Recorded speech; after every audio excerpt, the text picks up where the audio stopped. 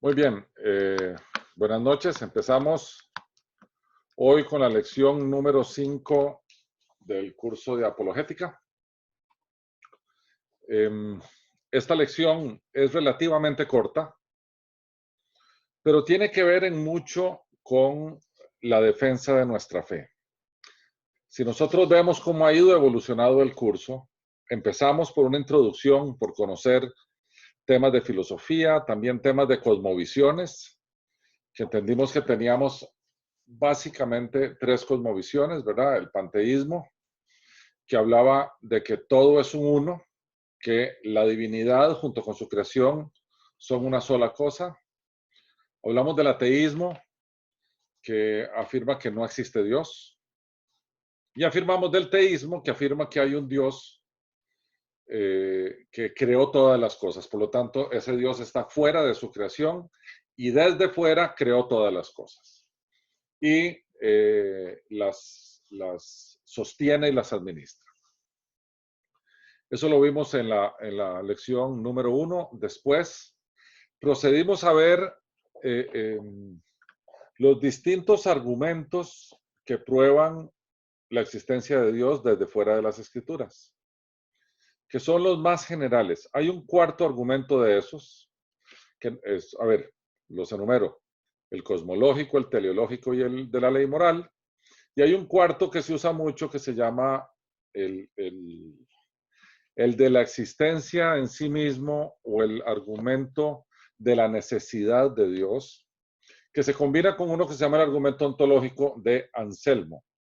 Son argumentos filosóficos bien digamos, poderosos o potentes, que no vimos nosotros, porque entrar en esos temas ya de argumentos filosóficos es como perder la audiencia, no en el curso, sino argumentar desde allí con gente en la calle se hace un poco complicado. Entonces, no los vimos, pero esos argumentos están ahí. San Anselmo fue el primero que salió con el argumento ontológico, pero el argumento de la necesidad de la existencia de Dios lo esgrimió sobre todo Agustín de Hipona allá por el siglo IV. Bueno, una vez que comprobamos que Dios existe y que Dios está fuera de su creación, porque Él no es un ser creado, para que hubiera creación se necesitaba de un creador, y ese creador no es un ser creado, porque de otra manera, ¿quién creó al creador? Y ahí nos iríamos en un proceso infinito de causa-efecto ahí para atrás, y tendríamos que pensar que es necesario, porque llega a ser irracional, que haya una causa primaria o una causa inicial que a su vez no es un efecto de otra causa.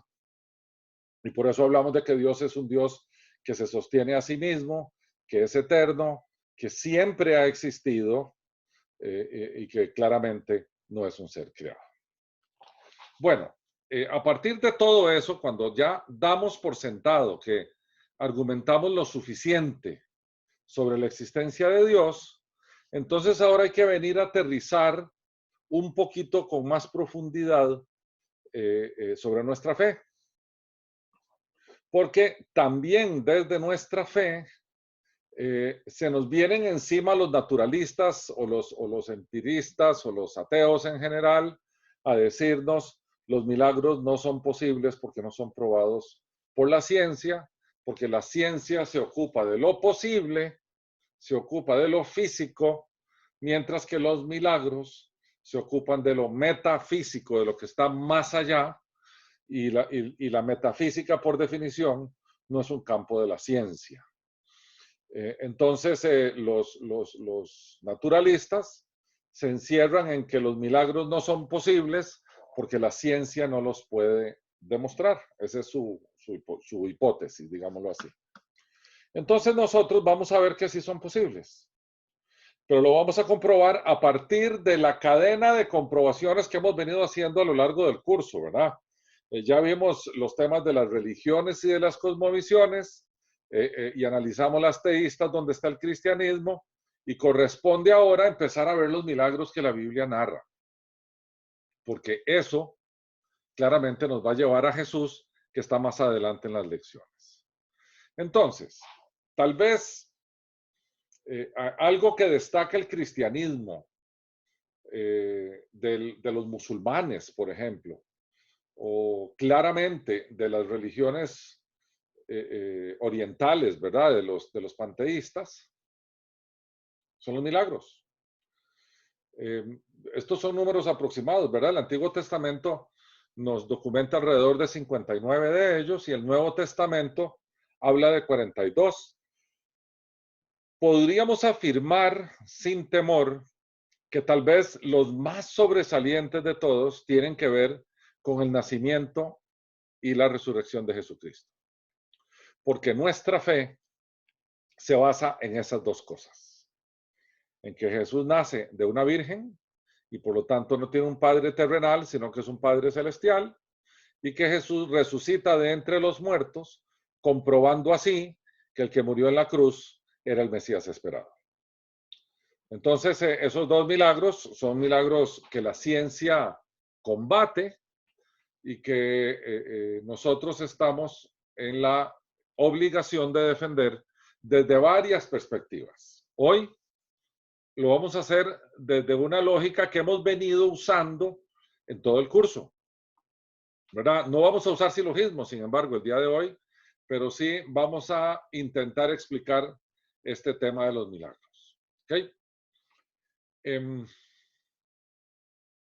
Habría que pensar en el verdadero propósito de los milagros, por qué Dios entra a intervenir en la historia del ser humano y si la razón nos podría indicar si los milagros pueden suceder. Voy a hacer una pausa aquí para darles una distinción que más adelante vamos a ver, pero la quiero hacer desde ahora porque hay corrientes de pensamiento dentro del cristianismo sobre el tema de los milagros. Hay una corriente del cristianismo que hace una diferencia entre los milagros o señales o prodigios que desafían la ciencia. En otras palabras, que hacen que los científicos se vuelvan locos porque no tienen una explicación científica sobre cómo ocurrieron tales milagros. Y hay otra clase de milagros que esa corriente de pensamiento no les llama milagros, les llama providencia de Dios. Y es cuando nos encontramos una serie de eventos dentro de la normalidad que conducen a un resultado espectacular. Que nosotros dentro del cristianismo decimos eso es un milagro y la gente dice, bueno, es más como que se armó una secuencia de cosas que no dejaría de llamarse intervención divina, pero está dentro de lo normal, dentro de las reglas científicas o de la ciencia. Ahora más adelante vamos a ver algunos de ellos. Pero entonces, en una corriente de pensamiento dentro del cristianismo, a esa secuencia de eventos causales, ¿verdad? Hay gente que le llama diosidencias. A esas casualidades divinas les llama providencia y a las intervenciones que desafían las leyes científicas les llama milagros. De cualquier manera, veamos cómo es que se define un milagro desde la Real Academia Española. Y la Real Academia dice, tiene dos acepciones. Una dice, hecho no explicable por las leyes naturales y que se atribuye a intervención sobrenatural de origen divino. Ese es señales, prodigios y milagros de los que estábamos hablando antes. Y la otra es un suceso o cosa rara, extraordinaria y maravillosa que, y ahí lo deja la Real Academia, que no necesariamente desafía las leyes naturales, ¿verdad? Sin embargo, tenemos que entender que no todos los milagros son científicos y queremos definir milagro como una intervención divina en nuestra vida para lograr algo, ¿verdad? La improbabilidad, que es lo que tenemos ahí abajo, la improbabilidad de una cadena de eventos o de, comillas, coincidencias, barrita, diosidencias, ¿verdad? Dan un resultado específico que nosotros sí le llamamos milagro, pero la gente podría llamarle casualidad. Y nosotros de forma muy folclórica le llamamos diosidencia, ¿verdad? Pero atengámonos a un tema que es la ley natural o la ciencia. No necesariamente, no necesariamente, un milagro tiene que romper con los principios científicos o las leyes naturales, ¿verdad? Sí, sin embargo, puede atribuírsele a algo que pasó que hubo intervención divina. Y la palabra intervención es muy importante porque podríamos estar pensando que hubo un trastorno científico, sin embargo, no lo fue porque Dios intervino, como el ejemplo que vamos a poner aquí, que es más bien una intervención y no un rompimiento de una ley física. Por ejemplo, si tenemos una manzana encima de nuestra cabeza y la soltamos, lo que ocurre es que la ley de gravedad habla de que la manzana va a caer a una velocidad de 9.8 metros por segundo. Por lo tanto, la ley de la física nos va a decir que la manzana va a caer en el suelo. Si después de que soltamos la manzana, un amigo que no somos nosotros mete la mano y sostiene la manzana, lo que hubo fue una intervención del amigo, ¿verdad? La ley de gravedad no se rompió. La manzana cayó de acuerdo a la ley, pero no llegó al piso, porque hubo una intervención. Bueno, eso lo vemos nosotros muy a menudo y nosotros sí, a eso le podemos decir milagro porque es una intervención divina en nuestro mundo. Sin embargo, esa intervención divina no rompió ninguna ley física, ¿verdad? Por eso los milagros necesariamente son explicados desde la metafísica, o sea, lo que está más allá de la física, y no pueden ser explicados por medio de leyes naturales. Porque la ley natural lo lleva a uno a una serie de supuestos con una consecuencia, y estamos hablando que hay ocasiones en que hay intervención divina que rompe la secuencia de hechos que lo llevaría a la consecuencia.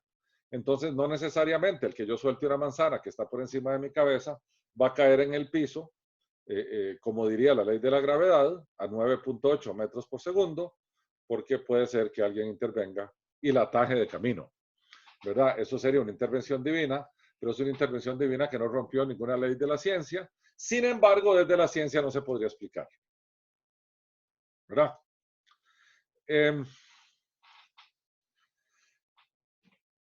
Tal vez desde la época por ahí del siglo XVII,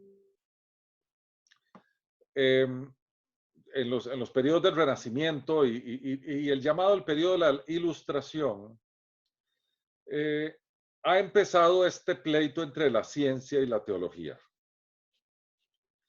Sin embargo, hoy en día hay científicos como uno que yo les podría recomendar que busquen en YouTube, porque hay muchos videos de él subtitulados en español, que se llama John Lennox. John Lennox es un doctor en matemática, profesor de Oxford, cristiano apologeta, que defiende la hermandad entre la ciencia y la teología. Y se ha enfrentado contra los ateos más preparados, colegas de él en Oxford, en debates riquísimos que uno podría ver y uno podría, qué sé yo, encantarse de la forma como John Lennox hace este matrimonio, porque esto yo me estoy tomando la libertad de decir lo que él dice, la ciencia solamente descubre lo que Dios ya hizo e intenta explicarlo. No hay un antagonismo entre la ciencia o una incompatibilidad entre la ciencia y la teología. El problema no está entre la ciencia y la teología, está entre las personas que están argumentando eso, porque las personas lo argumentan desde su cosmovisión. Entonces, lo que estamos viendo es más bien un ateo que defiende el naturalismo tratando de enfrentarse a un teísta o apologeta cristiano que tiene una visión claramente teísta, ¿verdad? Y entonces ahí el ateo o el naturalista sencillamente se encierra en un sistema que le llamamos un sistema cerrado, que vamos a explicar más adelante, donde dice, yo solo creo en lo que mis sentidos me demuestran y lo que mi cerebro me hace concluir a partir de pruebas científicas palpables. Y por definición, como lo vimos en la primera lección nuestra, la metafísica no se ocupa de la ciencia. Está más allá de la ciencia. ¿Verdad? La ciencia no nos puede demostrar, y voy a dar un ejemplo metafísico muy cortito, muy terrenal, muy humano. La ciencia no puede demostrar por qué amo. ¿De dónde amo? No lo puede demostrar. La ciencia no puede demostrar cuál es la diferencia entre mente y cerebro. Eso tampoco lo puede demostrar la ciencia. Y claramente la ciencia no puede demostrar cuál fuerza externa produjo la partícula, el bosón de Higgs o la partícula inicial del Big Bang, si es que queremos entrar en temas de Big Bang. Esa partícula que estaba sentada ahí, ¿quién la creó? Y una vez que la creó, ¿quién la hizo que reventara en un proceso creacionista que nosotros los creyentes afirmamos que ocurrió en 7 días y que los evolucionistas dicen que ocurrió en 3.5 billones de años? Sin embargo, aún los naturalistas no pueden explicar quién creó la partícula inicial. Entonces ellos dicen, ahí no me meto. Y lo cierran, porque en su sistema cerrado solo cabe lo que es científicamente probable. ¿Verdad? Este tema, y aquí lo estoy explicando en el siguiente punto, ¿verdad? El universo es todo lo que existe y no hay nada fuera de él, dicen ellos. Sin embargo, ellos niegan hasta el panteísmo que dice que Dios está dentro del universo, ¿verdad? No fuera de él. Ellos niegan el hecho de que a través de observaciones científicas se pueda llegar a la conclusión de la existencia de Dios, y claramente ellos dicen los milagros están dentro del capítulo de los hechos que no podemos comprobar, de los hechos que no tienen explicación. Y lo que afirman inclusive los científicos más connotados es denle tiempo a la ciencia y verá que eventualmente lo explica. Pero en este momento es algo que es inexplicable, y como inexplicable lo dejamos guardado ahí y no lo discutimos. Eso es estar dentro de un sistema cerrado. Para ellos, claramente la palabra sobrenatural no existe, porque sobrenatural quiere decir por encima de lo natural, ¿verdad? Lo único que existe para ellos es la naturaleza, y por eso se pelean tanto con nosotros por el tema de los milagros. Y se encierran ahí, ¿verdad? En ese sistema cerrado.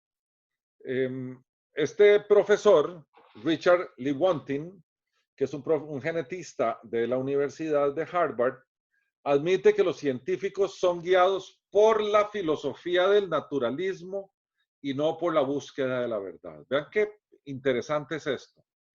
Desde la filosofía, los científicos intentan negar la existencia de los milagros y claramente la existencia de Dios. Desde la filosofía, porque si se ponen a buscar la verdad, tienen que empezar a rascar el ámbito de lo sobrenatural. Porque si quieren verdaderamente darle una explicación a un fenómeno que desde la ciencia no lo tiene, tienen que entrar en el mundo de la metafísica. ¿Verdad? Dicen, y no en la búsqueda de la verdad, haciéndolos incapaces de considerar un agente inteligente, aunque sea la mejor explicación de los datos. En el New York Review of Books, Lewontin hizo la siguiente admisión. Si la tengo aquí porque es importante que veamos lo que un experto genetista de Harvard afirma. Dice, nuestra disposición de aceptar afirmaciones científicas que son en contra del sentido común es clave para entender dónde está el verdadero problema entre la ciencia y lo sobrenatural. Tomamos el lado de la ciencia a pesar del evidente absurdo de algunas de sus construcciones y toleramos las historias mediocres sin fundamento de la comunidad científica porque tenemos un compromiso previo. un compromiso con el naturalismo. No es que los métodos y las instituciones científicas nos compelen a aceptar una explicación naturalista, sino, al contrario, es que somos obligados a crear aparatos de investigación y conceptos que solo produzcan explicaciones naturalistas, sin importar cuán contrario a nuestra intuición sea. Además, tenemos que creer que el naturalismo es absoluto y no podemos permitir que se asome un pie divino por la puerta. Apelar a una deidad omnipotente es permitir que, en cualquier momento, las regularidades de la naturaleza sean quebradas, que los milagros puedan ocurrir. ¿Qué confesión? ¿Verdad? Ellos dicen, por definición, los milagros no pueden ocurrir, así que vamos a cerrar esto y no vamos a permitir que nada venga de afuera, aunque sea absurda la posición científica. ¿Verdad? O como decimos ahí, cuando la ciencia asume el naturalismo, se apropia de él, ya no tiene la libertad de perseguir la verdad a donde sea que la lleve. Porque si la verdad lleva una explicación que no es naturalista, entonces el naturalismo la rechaza de forma arbitraria. Es por eso que uno dice, bueno, pues ¿cómo este hombre siendo tan inteligente y conociendo tanto, es tan cerrado? ¿Verdad? Que a veces uno dice hay gente que no hay forma de hablar con ellos, porque se encierran en el famoso sistema cerrado, ¿verdad? Entonces vamos a poner un ejemplo de lo que es un sistema cerrado y por qué el naturalista tiene un problema de este tipo. Digamos que vamos a colocar $1000 en la gaveta de un escritorio y al día siguiente, cuando venimos, hay 5000. ¿Qué es la deducción posible? Bueno, un naturalista en un sistema cerrado intentaría explicar los $4000 adicionales usando solo los elementos de la habitación donde se encuentra el escritorio, porque supone que no existe algo fuera de él.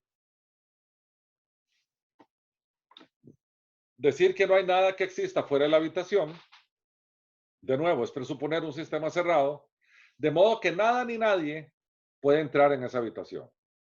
Por lo tanto, al intentar explicar los $4000 adicionales, tienen que usar cosas de adentro. El naturalismo podría decir que los $1000 evolucionaron hasta llegar a 5000.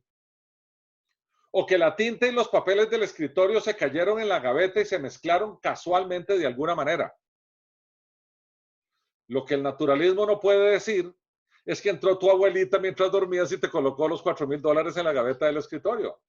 Porque la abuela está fuera de la habitación y esa habitación es lo único que existe.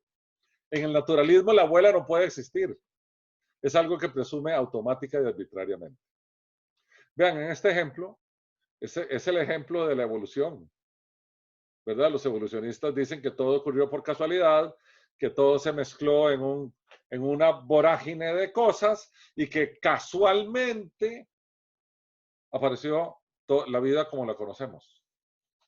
Es como de verdad, los $1000, si los dejamos ahí 3.5 billones de años, se convierten en 5000, se les agrega 4000, porque no admiten nada desde fuera.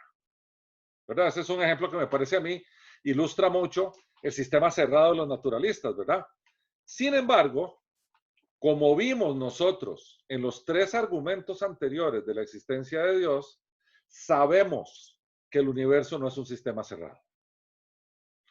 Hay un teólogo buenísimo que se llama Tim Keller, que dijo en su libro Reason for God, dijo, es una cosa decir que la ciencia solo está equipada para probar causas naturales y no puede decir algo sobre otras causas.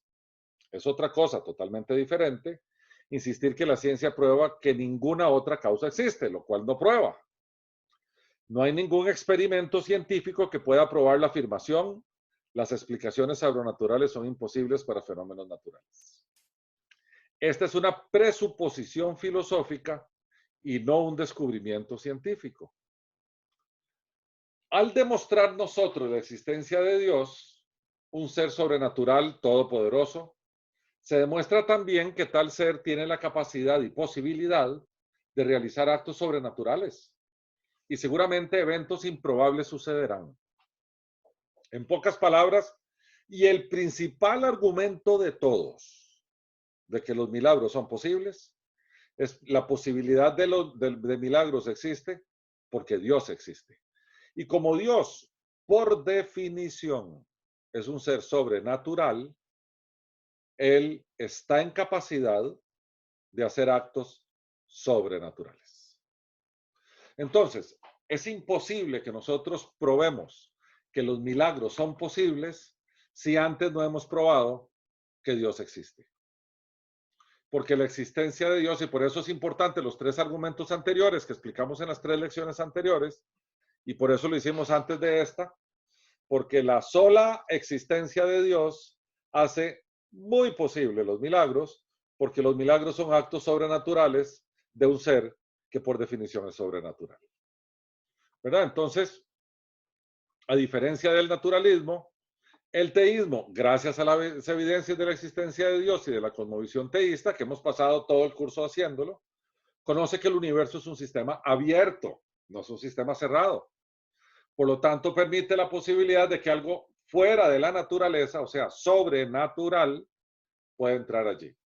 Entonces, si queremos hacer una comparación burda con la abuelita y los $5,000, a diferencia de los naturalistas que consideran el cuarto como algo cerrado y no tienen una explicación lógica para decirnos cómo es que los $1,000 se convirtieron en 5,000, nosotros tenemos una filosofía abierta donde entendemos que alguien de fuera del cuarto puede entrar y poner $4,000 adicionales en la gaveta. Esa es la gran diferencia, ¿verdad?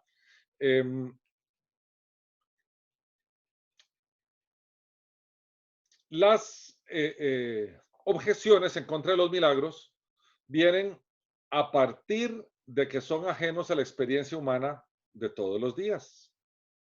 ¿Verdad? El cojo que le nace una pierna, no lo vemos todos los días, ¿verdad? O no nos encontramos a nadie caminando sobre el agua.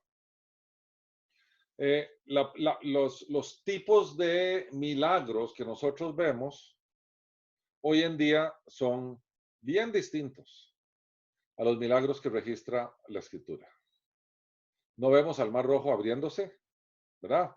Ni vemos a un leproso sanándose a vista de todos porque un sanador lo tocó, ¿verdad? Son distintos. Yo sí quiero hacerle una aclaración a ustedes en el curso. Yo no entraría a elaborar, porque tendría mucha prudencia, sobre todas estas cosas y estos shows que se arman en las iglesias sobre sanidades y esta moda. Yo tengo serias reservas de las congregaciones que dicen, este miércoles es un miércoles de milagros, venga aquí, porque Dios va a hacer milagros. Hasta donde yo sé, el hombre no determina cuándo Dios hace un milagro ni le pone una fecha o un día. El hombre no dice, Dios, este miércoles tenés que hacer milagros porque va a venir gente esperándolos, porque yo cité a las personas diciendo que yo le había dicho a Dios que el miércoles tiene que hacer milagros aquí. Por otra parte, Dios no está obligado a hacer milagros, los milagros vienen de su gracia y por lo tanto son regalos y por lo tanto no es del resorte humano provocarlos o proclamarlos antes de que en la persona haya un milagro, como gente que impone sus manos y dice, te declaro sano en el nombre de Jesús. Vaya a ver de dónde sacó usted el poder para declarar sano a una persona, porque si esa persona, lamentablemente, Dios tenía planeado que no sanara, no importa cuántas declaraciones haga usted, la persona no sana, y yo quiero ver qué pasó con la fe de las personas que la rodean y con ella misma.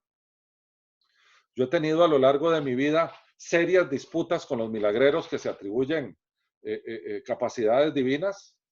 En una ocasión alguien que me decía que él tenía el don de la sanidad y le decía yo, mira, déjame preguntarte algo. Y entonces vos vas y vos pones tus manos y todas las personas por las cuales vos orar sanan. Dice, sí. Te invito a que me acompañes a la sección oncológica del Hospital San Juan de Dios y sanamos a todos los que tienen cáncer ahí, vamos. Y solo impones tus manos y vemos a ver si todos se sanan. Créame que no fue. Ahí, yo no quiero tampoco decir que estoy limitando, porque no soy quien para hacerlo, el que Dios haga sanidades y las haga cuando Él quiera. Y que use personas para orar. Y que las personas como resultado de la oración que Dios usó, se sanen.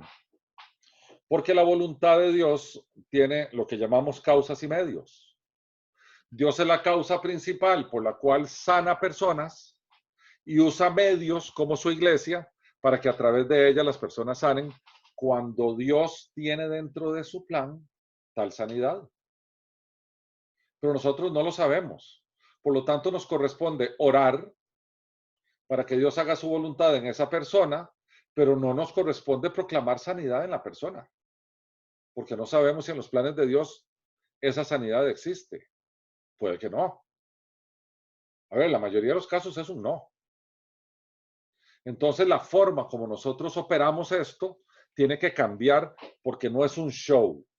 No es un show como cuando Benny Hinn se paraba en un gimnasio lleno de gente y aparecían personas que venían en sillas de ruedas y en muletas y de repente decían que se habían sanado y después se le pusieron atrás unos periodistas del canal A&E y se fueron a revisar todas las personas en teoría sanadas y se las encontraron 4 días después de regreso con las muletas y de regreso en las sillas de ruedas.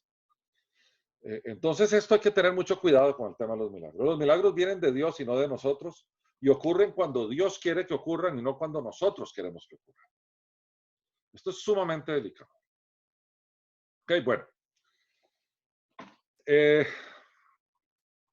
Entendemos que Dios tiene, Él creó las leyes físicas, por lo tanto las conoce, y las metafísicas, y saben cómo interactúan en el universo que Él mismo hizo. Por lo tanto, Él puede ponerlas a trabajar en armonía para cumplir su propósito. O también puede intervenir en ellas para cumplir su propósito. ¿Verdad? Porque al final de todas estas cosas, lo que hace todo esto es cumplir los propósitos divinos, no los propósitos humanos. Por lo tanto, volviendo al ejemplo de la viejita y de la abuelita, de los $5,000 y los $4,000 y los $1,000, cuando pensamos en los naturalistas, el cuarto es cerrado, pero cuando pensamos en lo sobrenatural o en lo metafísico, sabemos que Dios tiene las llaves del cuarto y entra cuando quiere. Y por lo tanto, interviene cuando quiere. Pero es Él, en su soberanía y en su intención de que todo vaya a cumplir un propósito divino. No tiene que ver con un propósito humano. Siempre tiene que ver con un propósito divino. Ok, entonces, acordémonos que cuando Jesús resucitó, que puede ser tal vez el milagro más objetado de todos los milagros que hay, ¿verdad? Algunos discípulos dudaron, otros lo adoraron. Y dice Tim Keller, este hombre que estamos citando, que los milagros no solo llevan a una creencia cognoscitiva, sino a la adoración, al asombro y a la maravilla. Claramente los milagros, cuando son genuinos, ¿verdad? Cuando son milagros divinos, producen un impacto altísimo en todos aquellos que atestiguaron tales milagros. La ciencia los ve como una alteración del orden natural, en que personas enfermas se sanen o alguien resucite. Y el teísmo, nosotros vemos a Dios restaurando un orden natural de acuerdo a él. Vean, hay ejemplos de milagros en términos de salud abundantes donde personas se han sanado y los médicos dicen, no tengo explicación. ¿Verdad? En mi casa, con mi esposa, a mí me pasó en una ocasión que tuve que llevarla con un preinfarto a coger un avión e irnos para Houston, Texas. Entró a un hospital experto en cardiología, no aceptaron los exámenes que se hicieron aquí, porque los gringos vuelven a hacer todos los exámenes. Se demostró que tenía 3 bloqueos coronarios importantes. Cuando entró a la sala para que le hicieran los cateterismos, resulta que los 3 bloqueos desaparecieron misteriosamente. Cuando el médico salió y me dijo, yo le dije, mira, ¿qué le hiciste? Y me dijo, nada. ¿Y por qué no? Me dice, porque tiene el corazón de una chiquilla de 15. Y le digo, ¿y qué pasó? Me dice, nada. ¿Y cómo te explicas? Y me dice, no tengo explicación. Bueno, yo sí la tengo. él no la tenía.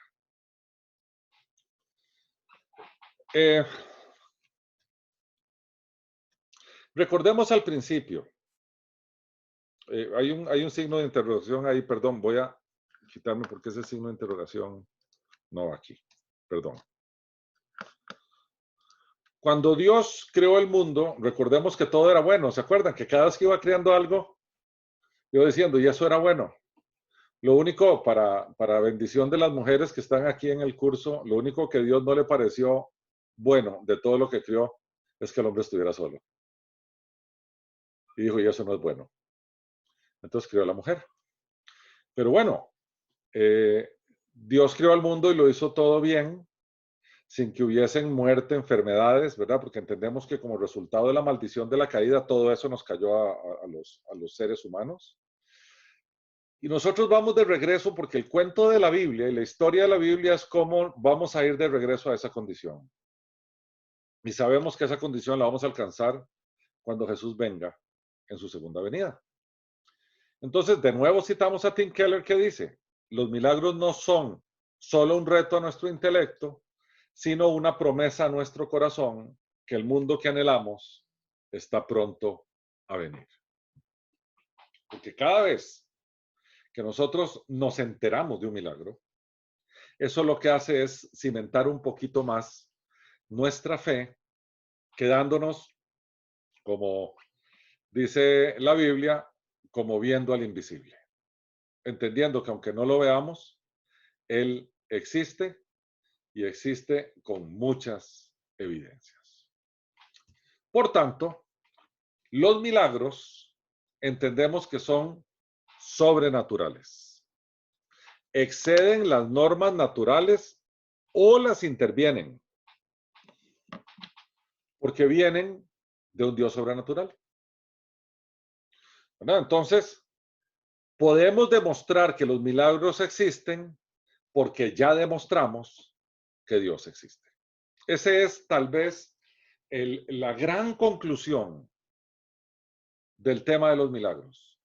Los milagros solo son posibles porque son actos sobrenaturales que vienen de un ser cuya existencia ya demostramos y que es sobrenatural. Entonces, por favor, la secuencia lógica de estas clases no las pierdan, porque no podríamos empezar a hablar con un ateo sobre la posibilidad de los milagros si primero no demostramos con él la existencia de un Dios sobrenatural. Y aquí terminamos la lección de hoy. No sé si tienen alguna duda o alguna pregunta. Yo tengo una pregunta. Ya los micrófonos. Tengo una consulta. Sí. También hay un perro que tiene una consulta, lo estoy oyendo. Así, ahí afuera está ladrando. Mi esposa y yo vemos cada vez que leemos la palabra en el libro de los Hechos, en los Evangelios, inclusive montones de pasajes en el Antiguo Testamento, cómo la Biblia está llena de milagros. Por todo lado hay milagros. Sí. Yo creo en los milagros. Es más, he estado personalmente viendo milagros de Dios, ¿verdad? Sí, claro. Esporádicamente. Pero mi pregunta es la siguiente. Si cuando Jesús vio que sus discípulos se maravillaban por los milagros que él hacía, les dijo que nosotros íbamos a hacer cosas mayores que las que él hizo. Mi pregunta es, mi duda, ¿por qué en nuestras vidas no lo vemos así tan cotidiano? Es cierto que el hecho de que yo me levante, respire, eso es un milagro, ¿verdad? Milagro de Dios, pero yo me estoy refiriendo a los milagros que se veían en el Antiguo Testamento, los que en los Hechos de los Apóstoles. ¿Por qué no los vemos así, tan cotidiano? Sí, esa es una buena pregunta. Aquí otra vez traigo porque citaste que en el Nuevo Testamento y el Antiguo Testamento está lleno de milagros. Sí, hay por lo menos 59 en el Antiguo Testamento y 42 en el Nuevo.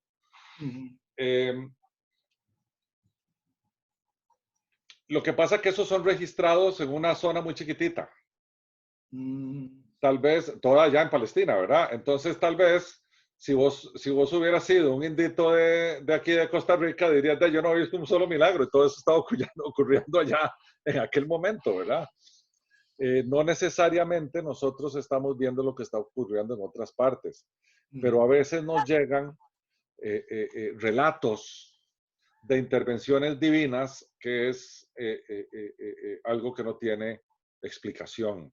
Yo recuerdo hace unos años que cayeron, creo que era por Arkansas o por Kansas, o no me acuerdo a dónde en Estados Unidos, en época eh,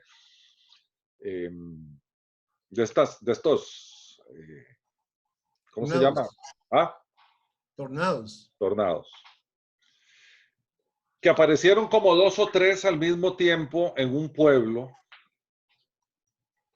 y arrasaron con todo el pueblo. Y los tornados grandes creo que son después de grado 3 o 4 o 5, tienen adentro tornadillos, porque van dejando una huella, como son tan anchos en su boca, los otros mini tornados que van adentro van dejando unas huellas de destrucción dentro de la boca del grande. Yo vi ese reportaje porque ven como 3 tornados como llegan al pueblo, lo arrasan y hay una iglesita solita allí, y donde llegan los 3 tornados a la iglesita se abren y se van y no la tocan. Y dentro de la iglesita había una congregación muy pequeña y estaban las familias completitas, padres, madres, hijos, etc.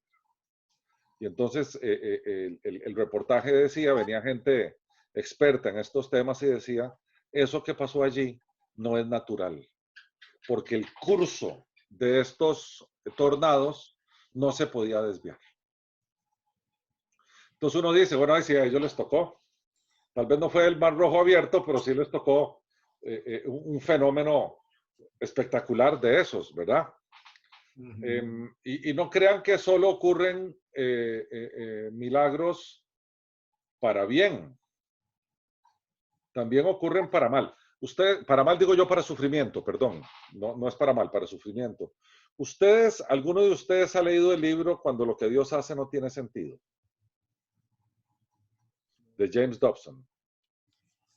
Nadie. No. Les recomiendo que lo lean. Es uno de los libros más famosos de la literatura cristiana, de los más famosos. Y uno lo recomienda normalmente cuando lo que Dios hace no tiene sentido. Gracias. Del doctor James Dobson, el fundador de Enfoque a la Familia. Gracias. Este puede ser tal vez el libro más vendido del cristianismo después de la Biblia. Puede ser, tal vez. Porque siempre se les recomienda que lo lea gente que ha pasado por un momento doloroso y por un momento complicado.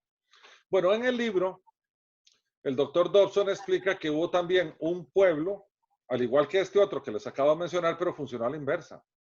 Estaba el pueblo, había una iglesia en el centro, vino una tormenta y de repente se apareció un tornado y hizo así, ¡pum!, destruyó la iglesia y se volvió a ir y no tocó nada más. Qué extraño. Y lo que destruyó fue la iglesia. Eso está documentado en ese libro. Y uno dice, uy, eso fue un hecho milagroso. Por supuesto. Por supuesto. No nos atrevamos nosotros, por favor, a elevar juicio contra la iglesia, porque estaríamos tentados a decir quién sabe qué doctrina estaban enseñando ahí. Pero sí, ocurren hechos, ocurren hechos que nosotros no nos damos cuenta en otros lugares. Se reportaron hace unos años resurrecciones en Rusia. Y solo Dios sabe lo que Él está haciendo de forma sobrenatural en los países donde hay persecución de la iglesia. Claro, uno quiere ser testigo, ¿verdad? Uno quiere ver hechos milagrosos de esos espectaculares, ¿verdad? No, mira, fulano de tal tenía tal enfermedad y Dios la sanó, bueno, bendito sea Dios. No, ese no es el que uno quiere ver. Uno quiere ver un carro levantado, uno quiere ver ¿verdad? El cielo abriéndose, que salga una voz de allá arriba, ¿no? Algo de eso espectacular. Pero bueno, tal vez el Señor en su gracia nos permita ver algo de eso. Bendito Dios que en realidad no necesitamos ver eso para creer, porque qué bonito los que no vieron y creyeron, ¿verdad? También. Somos más dichosos nosotros, ¿ah? La bendición para nosotros es mayor que la bendición para los que vieron. Dichosos aquellos que ven, que creen sin ver, ¿verdad? Nuestra bendición es mayor. Ok. ¿Alguien más? Muy bien, entonces terminamos aquí. Si Dios lo permite, nos vemos de hoy en 8 días. Bendiciones a todos y voy a tratar de mandarles la tarea Sí, menos por favor. retrasada. Es que les debo una explicación. Como ahora estoy encerrado en la casa, los cursos bíblicos se multiplicaron y prácticamente estoy todas las noches en diferentes estudios bíblicos y se me fue, la verdad. Entonces voy a tratar que esta venga tempranito. ¿Ok? Mis disculpas. Buenas noches. Bueno, a todos buenas noches. Gracias.